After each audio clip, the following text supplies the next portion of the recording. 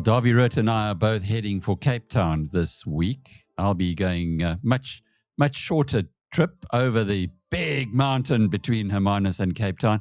Dawie, you coming from the north. This, however, is a bit of a milestone. Your 41st budget. That's extraordinary. You don't look that Hello, young. Alec. Yeah. No, I'm not going down to Cape Town this time around. But yes, I can remember when I started analyzing the budget, I was working at the South African Reserve Bank and I did fiscal stuff there. I analyzed every month. I would analyze the exchequer account and the paymaster general account, and I will get all of that numbers and I'll fill it into big blue books. That's even before the time of spreadsheets. And I've analyzed the budget, and so this is 40. This will be my 41st budget. Can you believe that? So every year I've been analyzing the budget, and this is also my pet hate in a way, fiscal policy, because I studied that and I did my master's degree on tax regimes and stuff like that. So yeah, my 41st one. And who was your first finance minister? I can remember that very well because I did my BCom economic and law degree through UNISA, and there was a competition. It's still running this competition. This competition is called the Old Mutual Netbank Budget Competition for students at universities. And I won UNISA's that specific year, and I had the opportunity to go down to Cape Town to listen to the budget as a real youngster. And some of the students were allowed to ask the minister a question. And I was thinking very hard and very long, and I came up with a question that I thought was a very clever question. And the Minister of Finance then was Baron du Plessis, and I stood up in front of a lot of people. It was a very fancy do then. And I asked this question, and he really, really made a fool of me in front of all that people. But I can remember that very well. And I see him every now and again, Baron du Plessis, and he knows about that. You remember, I made an ass of myself. Well, thoroughly. Yeah. There's no bad questions, I believe. There's only bad answers. So Byron was the one who failed that test. And interesting to think back names like that many young South Africans have never heard of. But they have heard of Enoch Godongwana. And how's he been doing so far, given this wonderful experience that you have and being able to rate the various finance ministers, if you don't mind? Yeah, well, I can think of much worse ministers that we had previously. The smiling suit comes to mind, for example, or the weekend special is another one. But I think he's not too bad. I think he's doing a relatively good job. People think that the job of the Minister of Finance is to grow the economy or to create jobs. That's not his job. There are many other ministers in the cabinet that is more responsible for policies that can get the economy to grow. His job is to look at things like, for example, the tax regime, the various taxes, make tweaks and adjustments here and there, and to look at the expenditure items. And I guess his primary job is probably trying to keep the other ministers away from the purse. I think that's his main job. But he needs to balance the books. That's what he does. But the real running of it's not a job of the government to run the economy, but policies that affect the economy is pretty much decided by other departments and other ministries, not necessarily the Minister of Finance. Of course, he's got a huge impact on the economy, and his decisions on various taxes and state expenditure and the funding and all of that certainly impact on the economy. But things like, for example, labor legislation and labor law, trade and stuff like that, that is not really the responsibility of the Minister of Finance. And maybe something else that he did last. So I think it's not too bad, but something that he did last year that I was not very happy about him is that he was very reluctant and quite aggressive actually to the Setse Kanyako in not lowering the inflation targets. That's the prerogative of the Minister of Finance. And the reason why he didn't want to reduce the inflation targets was because he likes to spend a lot. Well, he's trying to keep a lid on state expenditure, but politicians generally like to spend money. And if inflation targets are low, or you have low inflation targets, then it's much more difficult to say, listen, I'm going to spend 6% more this year compared to last year, while the inflation target is only 3%, for example. But eventually the Setse Kanyako forced him into lowering the inflation target to 3%, which is a very, very good thing. And see how the financial markets reacted positive to that. But to try to answer your question, I think he's certainly the best that the ANC can offer. Probably not the best there is, but it's certainly the best the ANC can offer. It's an interesting point you make there about the inflation targets, because at the mini budget, this what was that, 6 months ago? Well, it's not called the mini budget, it's called a medium-term Budget policy whatever. statement. Yeah. Lesego Kganyago was actually quite, he was quite mischievous, as he tends to. He is like that, actually. He's got a lovely, wicked sense of humor.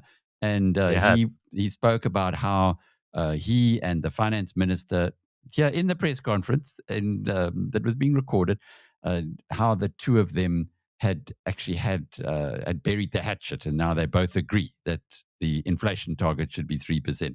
And good news for well on both of them, because it certainly has been good for the country. That was the big story, I guess, of the medium-term budget policy statement, the mini budget. Yeah, what's the big story likely to be now? No, the revenue is the big story now. But I must tell you, I blame you guys, the press, for not putting more emphasis, making more of a big deal out of the lowering of the inflation targets. It is a big, big deal. It's a major thing. And the press sort of brushed it off, which is wrong. But anyway, so that is water under the bridge. Okay, what's the big story this time around? I think the big story is certainly the revenue overrun. The commodity cycle, the gold price, platinum prices, all that. That's probably going to give the Minister of Finance, I would guess, 50 billion or so extra. Quite a lot of money.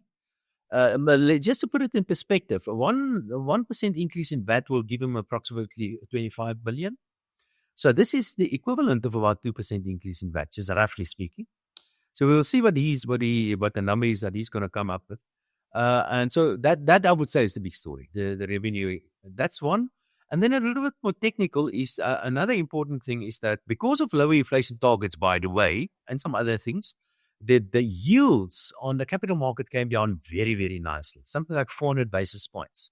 And that means that the Minister of Finance can borrow at cheaper rates now, basically.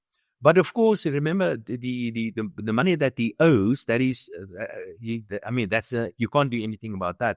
That was, you need to paying high interest on the money that he borrowed previously. But subsequently, interest rates came down quite nicely. And when he starts borrowing in the market now, he can actually borrow at 4 percentage points or 400 basis points less than about a year or so ago. But it will take some time before we can really start seeing that on the bottom line. But at least that's certainly, without a doubt, very good news. So the lower inflation targets is also benefiting the Minister of Finance. And then I guess the last Dawie, just on that one, before we go off that topic, how much of the government debt is linked to either inflation or interest rates? We know our interest rates are linked to a mortgage bond that comes down when interest rates fall. What about the government debt? Now, remember, the government debt consists mostly of so-called normal bonds. These are just normal bonds, vanilla bonds. So they borrow money at a certain coupon rate or an interest rate.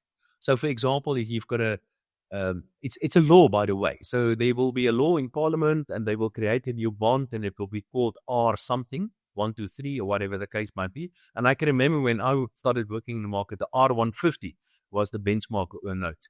And today it's something else. So there will be a law that says they can borrow X amount of money on a new R instrument.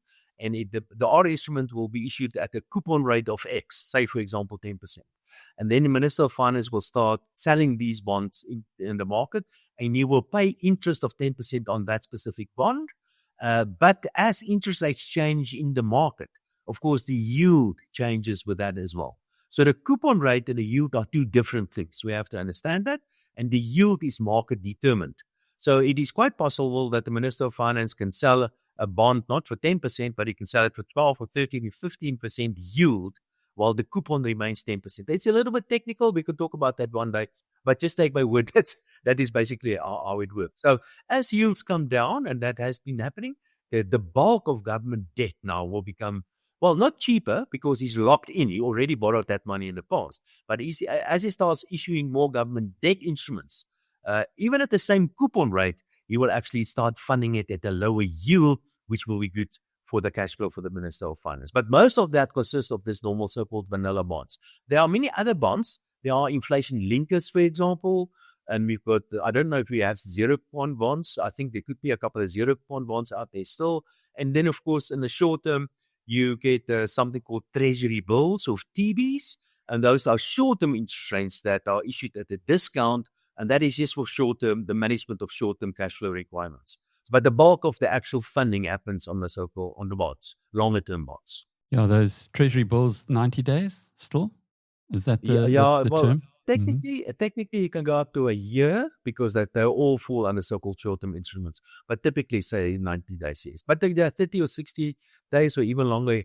I don't know if they still use much of the longer dated ones, but it can technically go up to 1 year. And the difference between a TB and a bond is that the one is issued at a discount and the other one, of course, is issued at a yield. Got it. Now, I recall again from the medium-term budget policy statement that Duncan Peterson, the Director General, was saying that the reduction in interest rate is saving the Treasury billions. I think the number was 5 billion plus on interest rates even then. And that would probably be things like Treasury bonds and things like that. But in time, as you've explained to us, as you replace this expensive debt with much cheaper debt, as inflation targets are maintained and interest rates come down, it's going to be just a huge boost for the whole country. And I would challenge you. We at Biz News have been very, very openly supportive of what this is the impact it is on the whole cost of capital in South Africa. And in fact, we could even have a strong currency. I mean, that is it sounds ridiculous to many people, but if our inflation stays at the inflation target of 3%, is that a possibility, Dawie? Yeah, certainly. Well, it actually can lead to this virtuous cycle where you have eventually what's going to happen. We will see the benefits of lower yields in years to come, provided we maintain inflation at relatively low levels. But that means that the Minister of Finance will get some benefit of lower interest rates this year. Next year will be more of a benefit. The year thereafter will be more of a benefit. And every year that means the interest component, expenditure will come down as well. And that will reduce the fiscal deficit. And that will be positive, leading to even lower interest rates. So it's a virtuous kind of cycle, provided we can keep inflation where it is, roughly where it is now, and even think of lowering inflation even further. But in the meantime, we've got a couple of guys that's really spoiling the party, like, for example, Eskom increasing prices at ridiculous levels. We have to put a lot of pressure on those institutions not to increase prices. In fact, anything above the inflation targets, in fact, they shouldn't be allowed to increase above 3%. In fact, it should be lower than 3%. But anyway, but we are currently, I think, inflation expectations is coming down quite nicely. People understand and accept and believe that inflation is going to come down. And that's perhaps the single most important variable if you want to get inflation lower. And that is getting people to trust the Reserve Bank. And I think Resetja Kanyago has done a brilliant job. Really, really. You should get some sort of medal for that. Lots of awards, and I'm sure he will be getting those in due course. Just looking at that revenue overrun of 50 billion rand, it's almost like we as citizens, when you see things are improving, when you see maybe crime getting under control, when you see interest rates falling, when you see the government not overspending, when you see more money coming in than anticipated, the books being well managed, you can almost lift your own spirits because it's going in the right direction. It's, of course, in the dark years of Zuma, things were all going in the wrong direction, and then people were really wanting to slit their wrists. Are we on that right trajectory now? And if so, what do we look for in the budget to either confirm or deny that? Yeah, no, you're right. Things do look a little bit better than a year or so ago. You made a comment that they're not overspending. Well, relative to the budget, perhaps not. But the state is far too big in South Africa. They're spending too much money. We just simply, as it is, cannot afford this massive state apparatus. We have to do something about that. And especially on the wage bill. The wage bill has gotten completely out of hand. But you're right, the trajectory at least has flattened down a little bit. I'm referring to the debt to GDP ratio, for instance. And I think if we can maintain it where it is, we can actually see debt to GDP ratio start coming down within, say, 2 or 3 years. But remember, there are two variables here. The one is if you look at the fiscal numbers, that's a debt or a deficit or whatever. And the other one, and this is more important, is the size of the economy. And there I have some issues. The economy, the Minister of Finance is probably going to pencil in 1.4, maybe 1.5% growth for this year for economic growth, which is achievable. I don't think we're going to get there. I think 1.2 is perhaps closer to the mark. But even if we do get to 1.5%, that's the issue. The economy is not growing fast enough. and to put measures in place to grow the economy better. Of course, the Minister of Finance could do a lot of things, but earlier I said it's the responsibility of many of the other ministers. Then we have to look at other things. We have to look at the things like expropriation. We have to look at labor legislation. We have to look at BEE, which is a huge cost to the economy, and those sort of things to really to get this economy to grow. On the financial markets, we saw what happened in the financial markets, the bonds and the rand and all those sort of things. And even the management of the fiscal accounts by the Minister of Finance is not too bad. And some of this will spill over into the real economy and supporting economic growth. But now we have to take the next step and is remove all those other obstacles in the way of stronger, real economic growth. And that's still not going to happen. Yeah, Dawie, I wasn't making a statement. I was asking a question. And I think the big question is, what do we look for in this budget that is going to guide us to whether the country is going in the right direction or not? Let me tell you what I'm a little bit concerned about, and one should always be a little bit worried about that. There is huge pressure on the Minister of Finance. There always will be. There always is. On the Minister of Finance to spend money on A, B, and C. Everybody wants more money for something somewhere. And many people or many of these other ministers that got very good cases that they are bringing to the Minister of Finance to get more money. And unfortunately, what happens quite often, if there's some sort of windfall revenue like what we're probably seeing at the moment, that money will be directed to something that is very important at that moment. Maybe an increase in salaries here and there, or maybe some give more money to Eskom or give more money to the municipalities or whatever. And that's the danger here. And that's the danger of a windfall to any finance minister anywhere in the world. The only way that you can really get politicians to spend less money is to make sure they have less money to spend. And so in a way, it's good news, but that means he will get more money. And if there's more money, then certain expenditure items, like, for example, this COVID grant will become a fixed expenditure item. That's probably what's going to happen. So that is something, it's a good news to overrun the revenue, but there's a downside to that as well. So what are the signs? I think some of the signs that I certainly hope for, or some of the things that the Minister of Finance can do, is to use this windfall to cut some of these very, very damaging taxes. Like, for example, corporate taxes, company taxes. We've got corporate taxes at 27%. That is just far too high. We need to cut back on that. We need to reduce on that. We have to adjust the tax brackets of personal income taxes. They haven't had the taxpayer, the salary earner, hasn't seen any significant changes for bracket creep. So inflation actually pushed the taxpayer up into higher brackets for many years now. We need to do something about that. But overall, if I was the Minister of Finance, I will start with a program to dramatically simplify the total tax regime in South Africa. It is hopefully expensive. It is very, very complicated. It is very, very unfair. So I would certainly overhaul the whole tax environment. But if there's one single number that I think that the market will look at, well, two numbers. The first one is the fiscal deficit, and I think the fiscal deficit will look better than originally estimated by the Minister of Finance. We're probably talking about the fiscal deficit just below 4%, which is still far too high, but it's not as bad as where it was. And the second number is the Minister's expectations in terms of the debt to GDP ratio. And the previous years, we simply didn't believe him, rightfully so. And the reason was there were various reasons for that. But this time around, I think the financial markets will actually, if he says he's going to stabilize the debt to GDP ratio at 78% in 2 years' time and then bring it down to 77 and lower, I think the markets this time around will agree with him. And I think we're going to see it in things like bond yields coming down even further.